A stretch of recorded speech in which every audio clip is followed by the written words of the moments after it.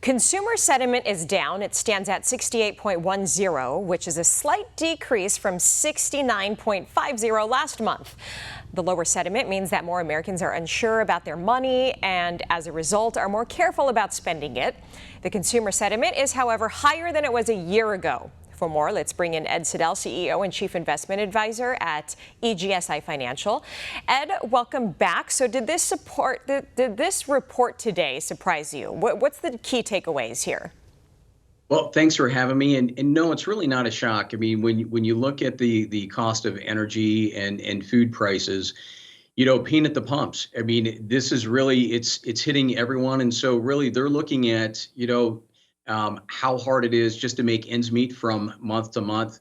And so, they're looking forward, especially with all the geopolitical issues, and saying, it's probably going to be sticking around for a little while. So inflation went up to 4.1% in September. That number came out yesterday, the CPI. That's an increase from the month before, from August. So will inflation get to that Federal Reserve, magic number, the target of 2% anytime soon, in your opinion?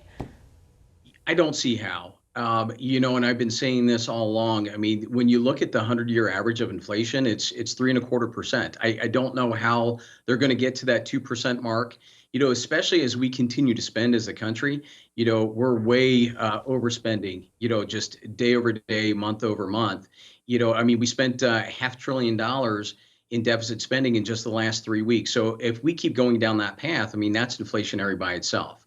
So I don't see it going away anytime soon. Okay, so then we're looking at the Federal Reserve, because their strategy is to raise interest rates to bring that inflation down. So the average interest rate right now today for a 30-year fixed mortgage is almost 8%. That's up 3 basis points from just a week ago. Now, I know you don't have a crystal ball, no one does, but do you think interest rates will go down anytime soon with the lower consumer confidence?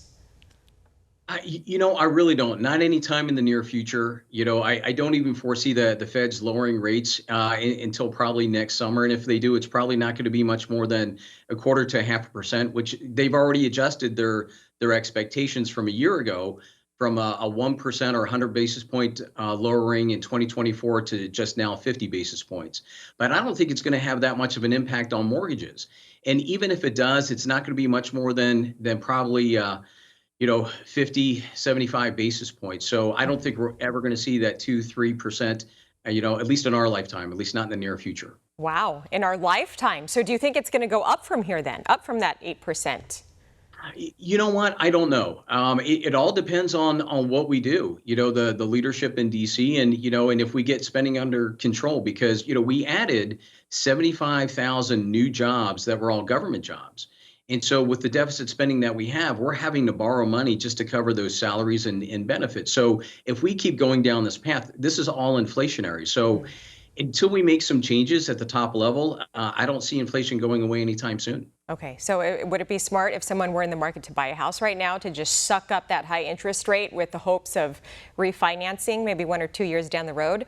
Do you think that's playing with fire? You know what? No one's got a crystal ball. So, whether it's now or a year from now, housing is the most unaffordable that it's been in history. I think you've got half of all young adults that are still living at home.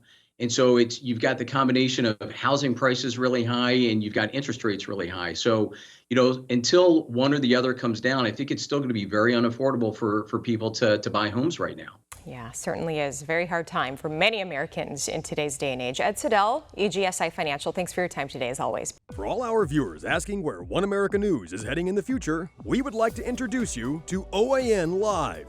OAN Live is the best way to stay up to date on all of the hard-hitting, straight-shooting, national and international headlines. And the best part is, OAN Live is only $4.99 per month.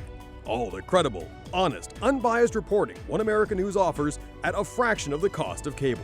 Just go to OANN.com to easily sign up for OAN Live and stay informed.